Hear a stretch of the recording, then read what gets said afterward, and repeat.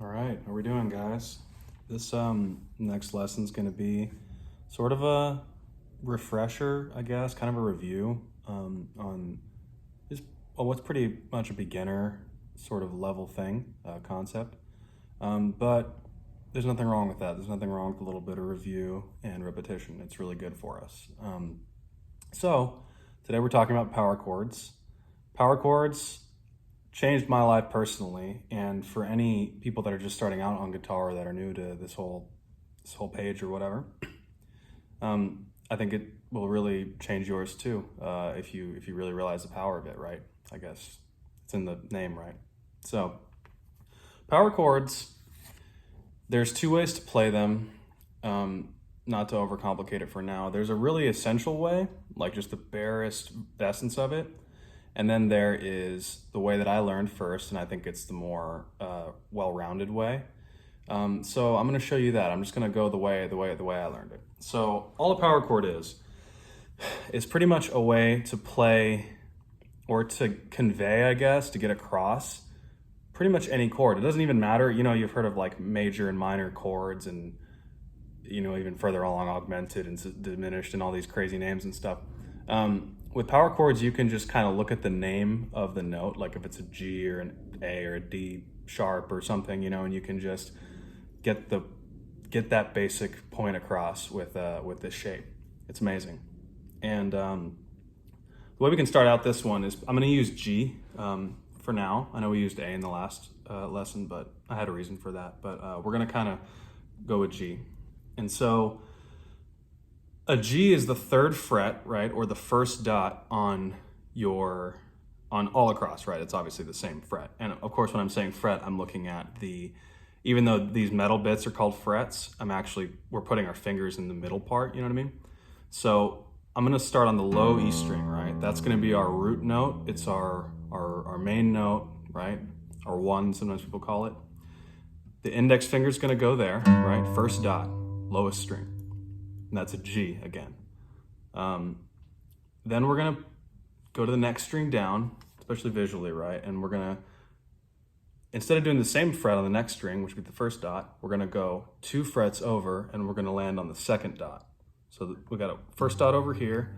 On the very next string down, the A string, we're gonna have the 5th fret, right? So far we got 3rd fret, 5th fret, dot 1, and then dot 2 with our ring finger.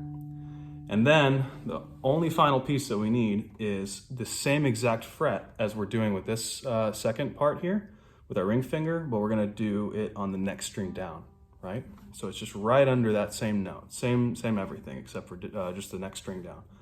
So, and this is all gonna stay relative to this, right? And pretty much once you do that, 3, 5, 5, or first dot, second dot, in this case, we now have a G. That probably sounds like a lot of rock stuff that you guys have heard, probably you're not thinking about the chords as it rolls along, you know. I know I wasn't, especially when I was first starting. It was just amazing, big sounds, you know.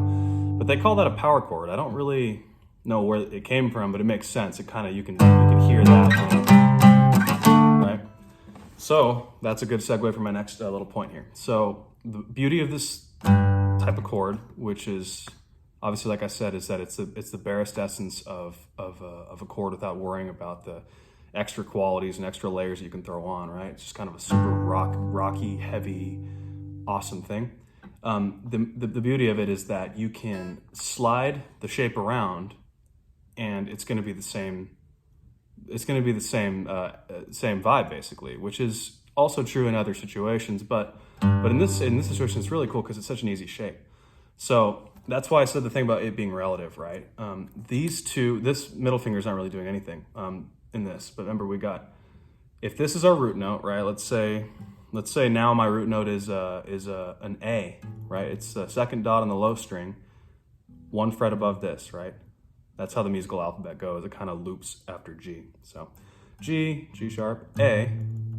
So I'm always looking at my index finger and what that one is, because that's going to give my chord its name. So what's so cool about power chords is that you don't have to think too much about anything. You just, if you know what the name of where your index finger is, it is going to be the name of the chord. I guess you'll just call it a blankety blank power chord, you know? So this is an A power chord, right? I'm gonna do the same thing. I'm gonna have my root. Okay, now I know based on that, I go to the string below it and 2 frets over. Down, 1 string, and 2 frets over. So instead of that same dot, I'm gonna go bum, bum. So I got 5 on that one. On the next string, I have 7th fret. And then, like before, we're gonna just do the exact same thing as our ring finger, but it's right under. So, and now we've basically, literally done an A power chord. And it's so cool because it doesn't matter if it's a minor vibe. So I'll just show you, I'll use a G major backing track here. So G major, actually I should probably set up something else real quick. G major. I told you guys I wouldn't be too fancy, but should have done a little more prep, sorry about that. Anyway, here we go. So check this out. This is a G major backing track. I'm gonna use a couple examples for this. Won't be too long. So it's doing this little thing. This is G major, and I'm gonna play.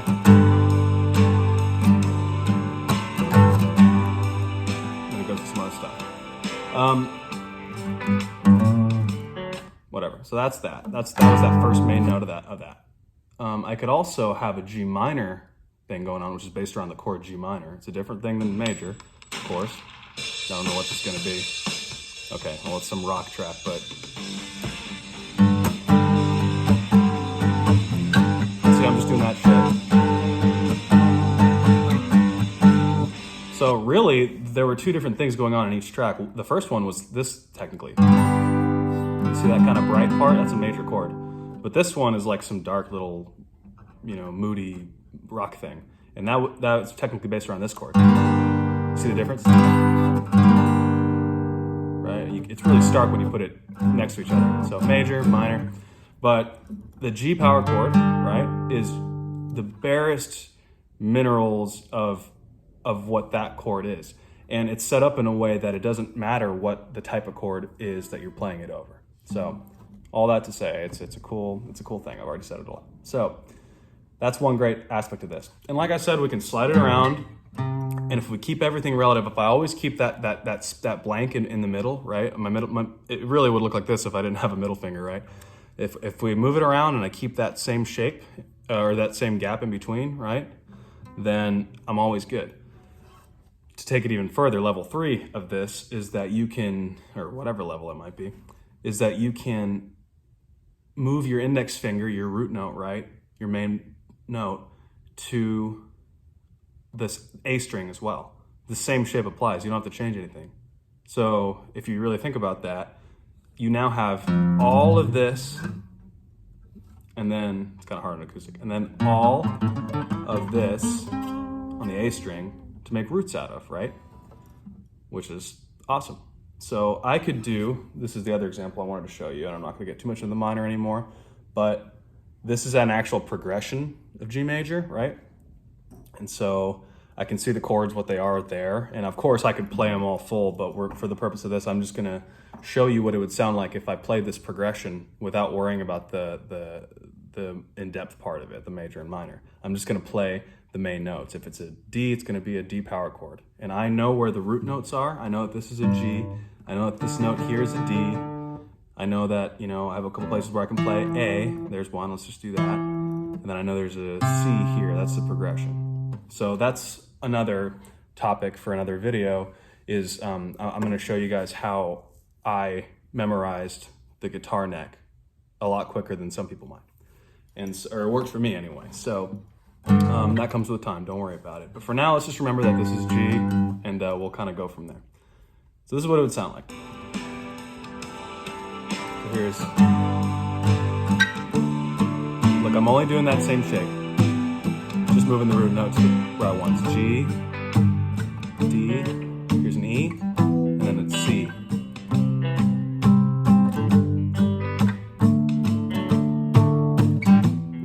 See how that kind of has that raw sort of just rocky thing, you know? It's a very big rock. It's very big in rock. It's like the pinnacle of it, honestly. Besides like solos and stuff. So you get the idea with that one. And yeah, that's a review for people that, you know, have made it to the end of this, that already know all about this stuff. But if you haven't heard about that before, that is pretty much, this is the key here, is that it's probably the quickest way to get to play guitar and sound like you basically just jump up a million levels, you know, in the ears of the beholder, because you don't have to study very much. You really don't even have to know the notes. I didn't when I was doing this stuff. You know, I was learning Green Day and, you know, My Chemical Romance, even though they're kind of wild sometimes. But a lot of these rock bands, you know, Linkin Park, all sorts of stuff, they would, if you boil it down, it's just a lot of power chords behind other things, you know, synths or lead guitars or whatever. So yeah, I hope that has made sense for you, and I'll include a tab on the bottom. Don't forget that I am leaving tabs on the bottom, and it's a Guitar Pro tab, and then it's also a PDF version of that Guitar Pro tab. So you can just click the PDF one, and you don't have to worry about having that program. It'll be right under this, and yeah. Hope that's been helpful for you, and I appreciate you so much. Leave a comment or anything like that if you want to hear any other topics covered. You already know the deal. Appreciate you so much. See you in the next one.